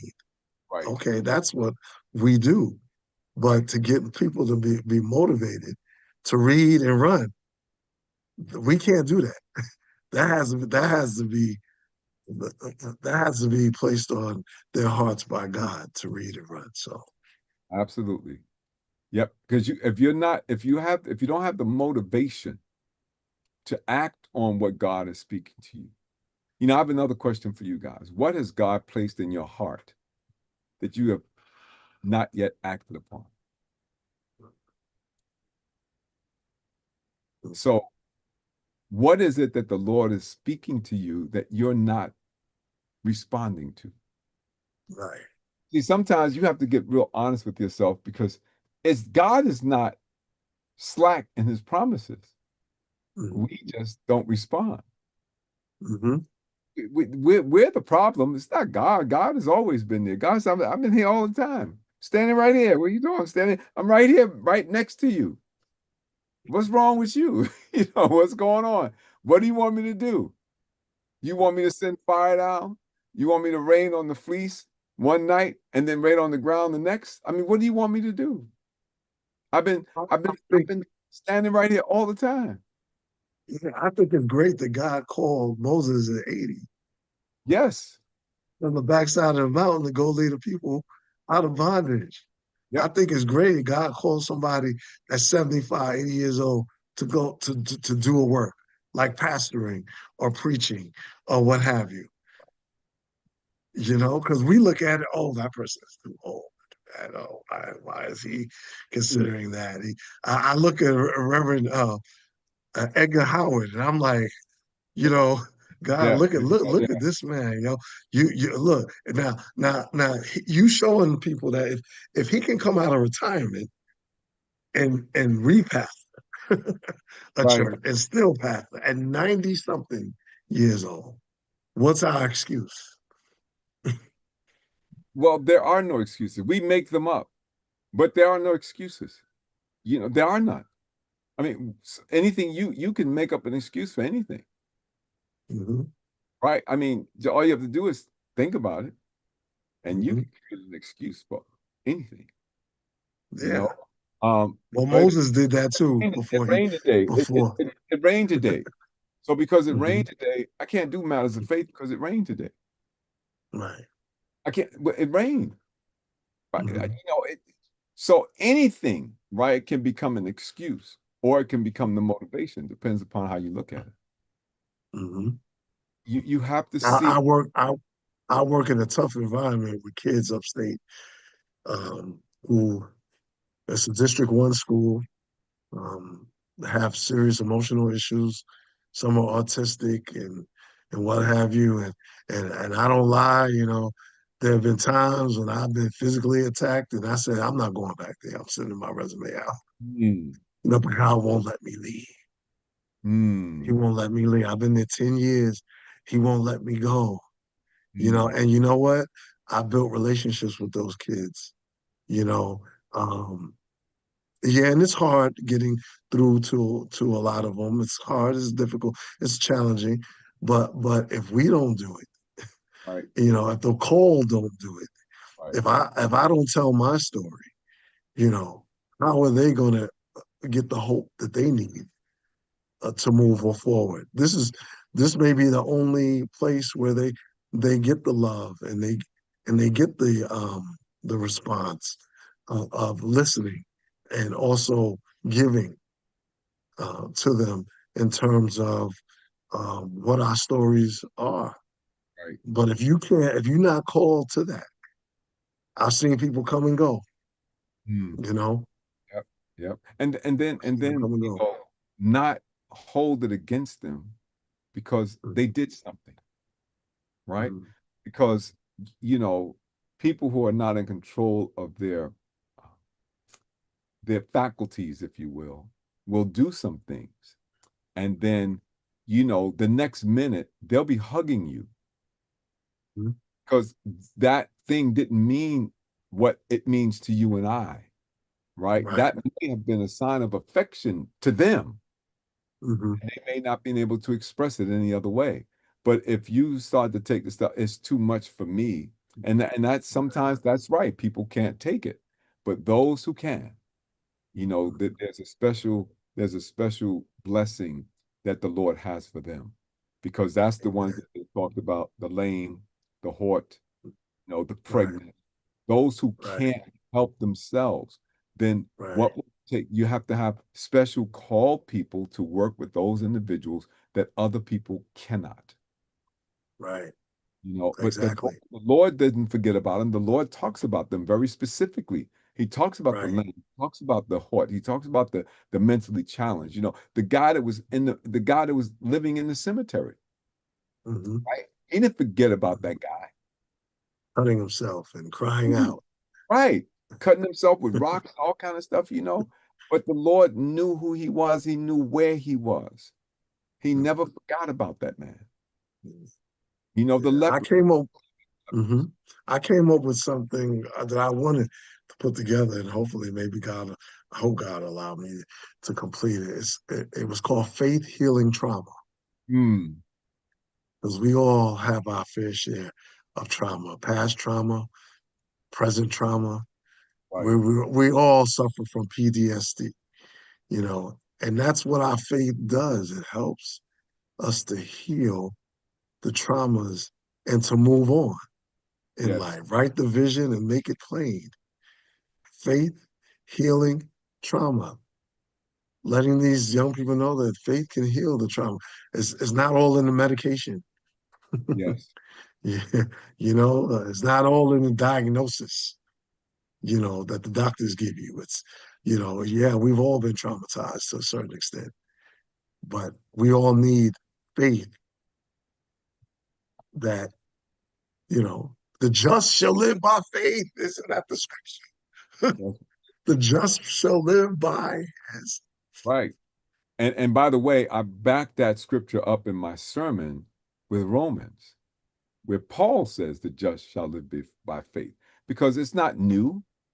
And It's he it's said it in First Corinthians too.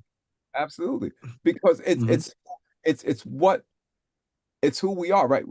Listen, the interesting thing, we don't have faith on Sunday, and on Monday go back to a lack of faith. Well, most of us anyway, because we live by faith. It's not just something that we do, it's a part of who we are. Yes. When you live by faith, then everything is Yes. governed by your faith, not in a thing, because faith by itself is of no value. But Right. we have faith in a person, Mhm. the triune God, Father, Son, Holy Spirit. Our faith Mhm. is in God. It's not in a thing. It's not in the system. It's in God. Mhm. And that's what creates the difference, because we can say that we have faith, but the question becomes faith in what? Mhm. Faith in what? A lot of people have faith, but their faith is not rooted and grounded in the faith Mhm. that transforms lives and makes it Right. possible for someone to hit you, and that hit becomes a symbol of love as opposed to a symbol of hate or violence. That's right. That's You know? right.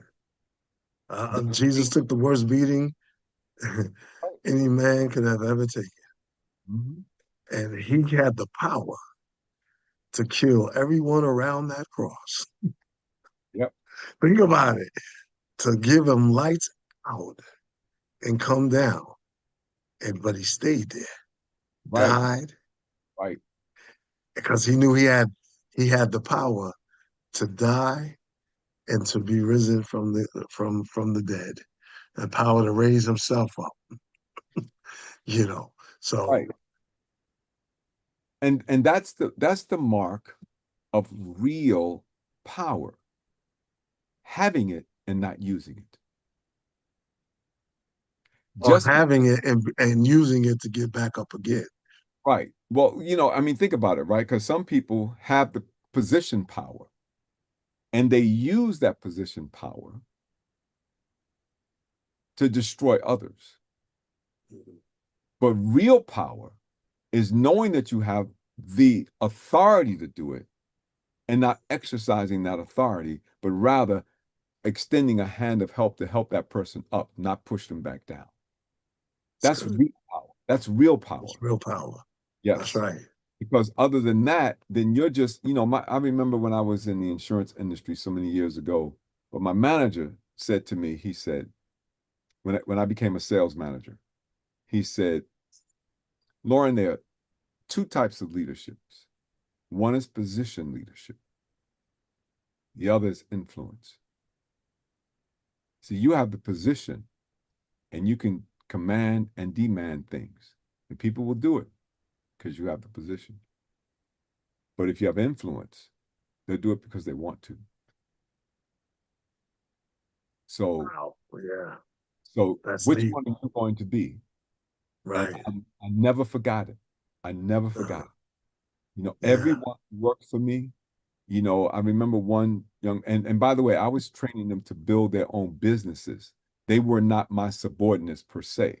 I never saw them as subordinates. Even though I hired them, I was their manager. But their money depended upon how they worked. So I remember asking one of the agents, I said, we used to have regular meetings, individual meetings. And I said, where do you see yourself in 5 years? He said, honestly, I said, yeah. He said, sitting in your chair. I said, really? I said, let's see how that works. Come on, sit over here. I went, sat in his seat. He sat in my seat. I said, okay, so what would you do? And we began role playing, reverse role playing. And I had Right. absolutely no intimidation because if he did that, I would be better because he got there. You understand what I'm saying? It Right. took would take nothing away from me if he achieved that status. Because Yeah. if I could get into that status, what does that say about me? Right. Right. Yeah. And for some reason, you know, we want, it seems like we want our supervisors or our leaders to fail Yep. so that if the people who are under them, the ones that are under them, feel that if you fail, if he felt that you failed, Mhm. it was all right for him to fail. Right. You know what I mean? Uh-huh. When I was a supervisor at the Harlem Children's Home for a crisis intervention Mhm. unit, and when I left, everybody in that unit went on to higher education to get masters and undergrad degrees. Right. I celebrate that. I was like, wow, because here I supervised this team. And look Absolutely. what they end up doing. They went there and brought their education level up a notch or two. You know, it's even though we didn't stay together, but it was great for me to hear that. Right. Right. Right. It And was see, great that's for me to hear that because I hopefully was an example of that to them. You know, absolutely. When you've made a contribution, that contribution speaks volumes of who you are. Now, when the Lord tells Habakkuk, write the vision and make it plain, write it on tablets.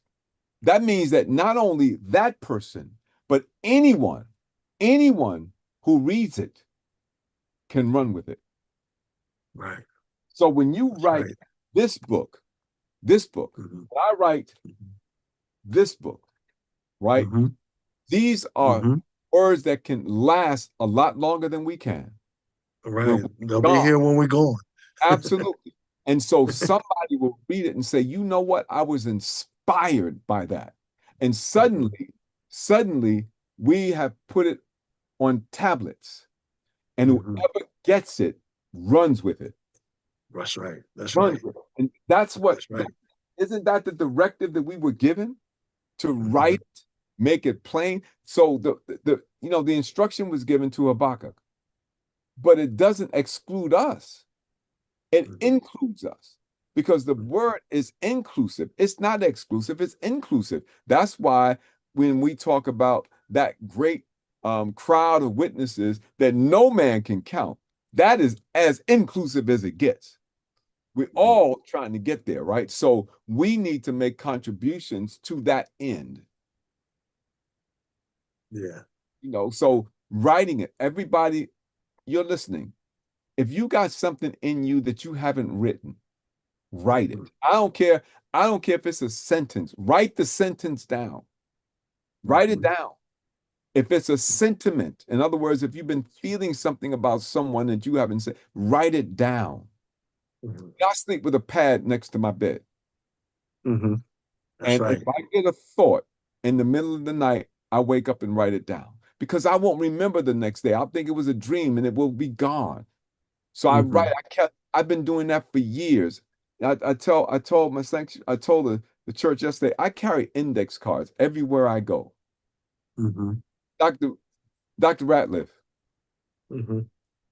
I have your sermons on index cards. Anytime I've been in a Mhm. sermon you've preached, I write down notes on the sermon Mhm. that you preach, and they're on an index card, and I have them in a drawer. And I've been doing this for the last 30 years or more. And I have index cards in a drawer, and they're categorized by the books of the Bible. And I Mhm. put them in there. And when I'm preparing to preach, and I'm preaching from a book, guess what I do? I go back and I look at my little index cards because I wrote it down. Right. I pull them out and I look and say, oh, that was a good statement. I'm going to Mhm. share that with the people because I wrote it down. If I didn't write it, I would forget it, Right. right? That's Say right. it, forget it. Write it. Right. I would say regret it, but because I'm doing it in the positive sense, I can Mhm. remember. Yeah. Yeah. Yeah. And you know what? When I look at the lives of the prophets and even our lives, I tend to think that at times they were schizophrenic and and Yeah, they were. bipolar. Yeah, And you look at Habakkuk, he starts his book accusing God. Why are you letting me see all this? And you're not doing that. You're not doing this, that, and the other. right. All right. Then We're he going to talk hears about from God in the second chapter. But in the third chapter, he starts it with a prayer and he ends it with praise. And if you read that whole third chapter, it reads like a psalm. You think David wrote that mm, and not Habakkuk. But it mm, starts with prayer and it ends with praise. He says, I know that the trouble, we're in days of trouble, but you know what? I don't care what goes on around. I'm going to give God the praise that mm. he deserves. No matter what's happening around me, the day of trouble is here. And Right. I'm going to praise God, you know? If your God is bigger than your circumstances, what are you going to do differently this week? Because your Yeah. circumstances can't overwhelm God. Doesn't matter. I don't care Uh-huh. what. Okay, listen. I mean, we hear about people, all kinds of illnesses that people get all the time, right? Heart transplants, kidney transplants.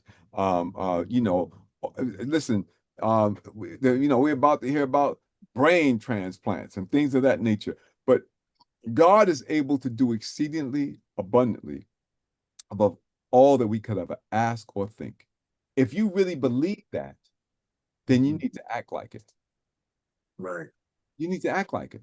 Because if we believe it, God can show it. Now, even if he doesn't, I love what the Hebrew boys said, right? Listen, you could throw us in the fire. Listen, but if the God that we serve doesn't say, he could if he wanted to, Uh-huh. because He is all powerful. That's the kind of God that I serve. You know, he could do it if he wanted to. He chose Right. not to do that this time. And that's fine with me. I'm okay with that. I'm Hmm. okay with that because I know Hmm. that my God is able. The just shall live by his faith. Absolutely. Paul Absolutely. said, I fought a good fight. I finished the course, Yep. but I kept the faith. Kept the faith. And at the end of the day, that's all that's important. At the end of the Yes, day, sir. that's what's That's important. the plan, That's the plain plan. and simple. Well, Plain listen, and simple. we're almost out of time. So let me give you a few minutes to sort of summarize whatever you want to do, and then I'm going to share what the Lord has placed on my heart to close out with, and we'll be done. But I want to thank you, man, so much. This has been a great conversation. And Yes, we sir. And I enjoyed it. I want to say thank you, my brother, again for having me. August is the break for the Baptist Ministers Evening Conference of Greater New York yes, and yes. vicinity. And I thank you for giving me the opportunity to come on and to share with your audience. Mm. You're doing a great job. I just want to encourage you to stay encouraged. Keep the faith, amen, as we go through this journey called life.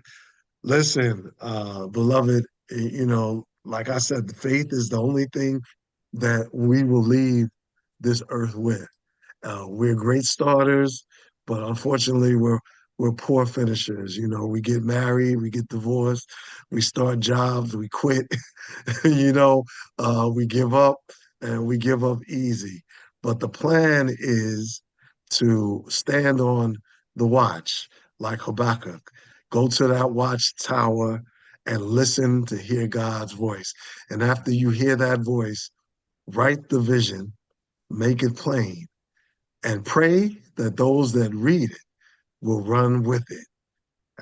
It will come to pass. It won't tarry.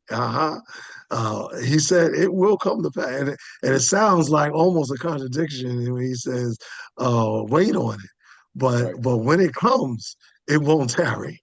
Run with it. When you see it, run with it, and trust the process. God is giving you the vision. You may not always see clearly as He directs you in this life, but just trust the process. Let him lead you and guide you.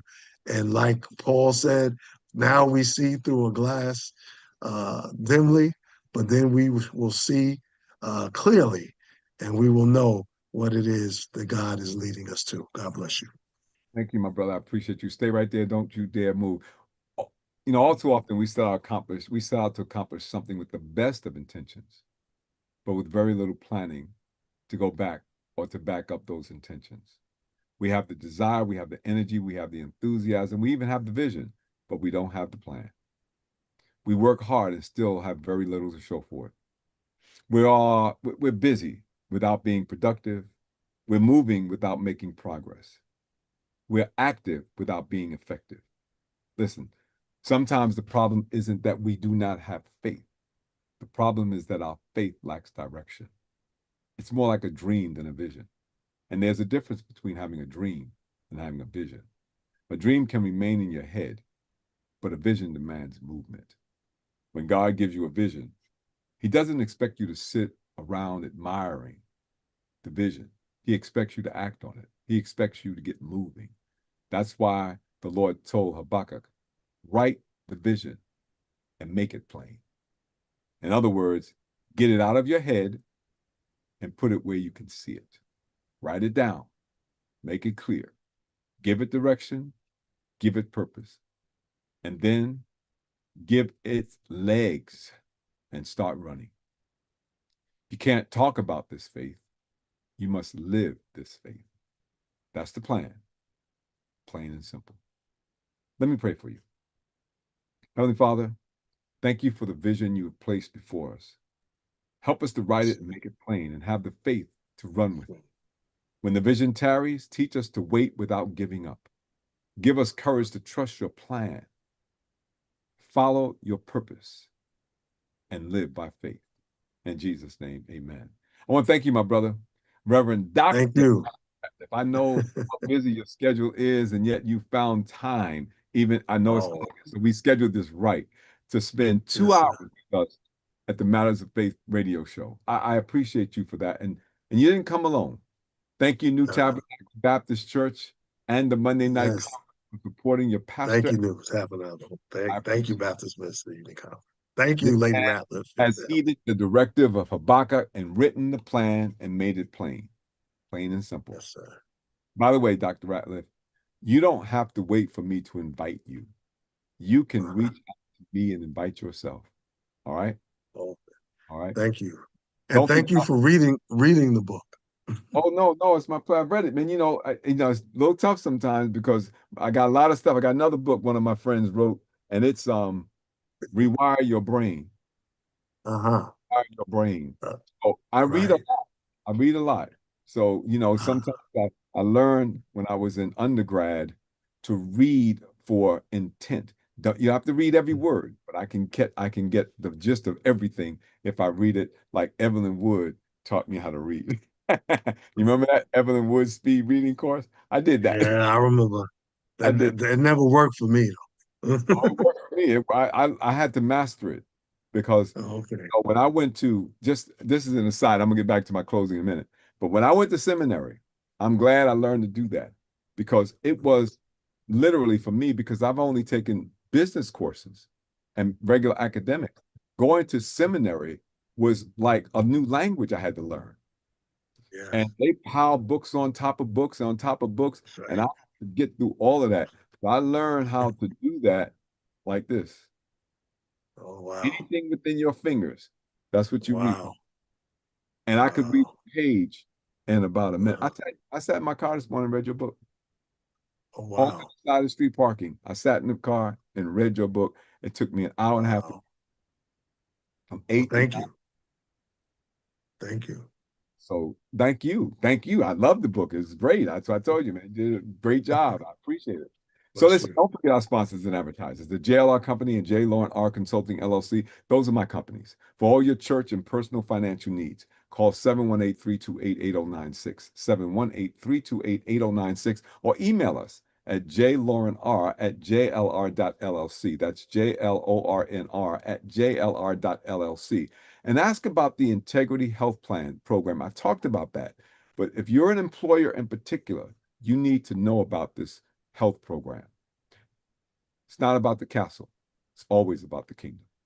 Please subscribe to Matters of Faith, the blog at www.mattersoffaith.blog, www.mattersoffaith.blog. And you can purchase a copy of Matters of Faith, the book. You can do it by using my Zelle account. That's jlaurenr@jlr.llc. Just say I'm buying the book. The book is $24.15. You know what to do from the Zelle. And then you can also get it as an ebook. And if you get it as an ebook, use smashwords.com. That information is in the chat. Please use that. And if you do, there's no shipping and handling. The book is just $20. In fact, if you do it now, I'm going to reduce the cost of the ebook from $20 to $10. It'll be $10 forever. So you'll be able to get it for All $10. right. MetaMag Magazine, a 2-year subscription is just $27.50. 2-year subscription. They publish my devotionals. They've only published 4 times a year, but they do publish my column. And so please support those who support you. And that's what I say. I spend money with people who spend money with me. I don't support people who don't support me. I just don't do it. Amen. www.blmags.com. That's blmags.com. Funeral services from John J. Fox and Sons Incorporated. They're professional, they're compassionate, and they're family friendly. And they have been serving the Bronx community for 125 years. If you let John J. Fox and Sons serve your family, I promise you, you won't be disappointed. Give them a call, 718-733-9114, 718-733-9114. E.G. Edwards and Associates. They handle accounting and taxation. They do it with competence and they do it with professionalism. Financial Solutions, just a telephone call away. Now, Dr. Ratliff, your church, they do excellent work with churches and pastors. They understand things like housing allowances. 718-949-5181, 718-949-5181. telephone, text, message, any way you do it, but tell a friend to join us regularly on Monday nights for Matters of Faith, the radio show. We're always live on our Matters of Faith YouTube channel, and we also broadcast on our Matters of Faith and J. Lauren Russell Facebook groups. And that's why I ask you to subscribe, like, and share the Matters of Faith YouTube channel, because sometimes, like for a couple of weeks, our link to Facebook didn't work. So if you didn't have YouTube, you wouldn't be able to see the show at all. So on behalf of my guest, Reverend Dr. Hiram Ratliff, let me remind you of the plan and make it plain and keep it simple. Please join us next week at the same time, broadcasting in the same spaces. My guest will be Reverend Dr. Angela Redmond, Executive Director of Methodist City Society. You know Angela. I know you. Yeah, I'm gonna have to slip in there. We'll be away, but I'm gonna have to try to slip in. Yeah, wherever we are, we'll be able to get into that. Of course, I know that's my seminary sister. All right, now that's what I'm talking about. Yes, my seminary. No one told you. We met at NIAC, Alliance Theological Seminary. Okay, okay. So, by the way, if no one told you this today, let me be the first to say, I love you, and there's absolutely nothing that you can do about it. So get used to it. Now, the Lord bless you and the Lord keep you. The Lord make his face shine upon you and be gracious to you. The Lord lift up his countenance upon you and give you peace. So on behalf of my guest, my friend, my brother, Reverend Dr. Hiram Ratliff, I want to say thank you all again.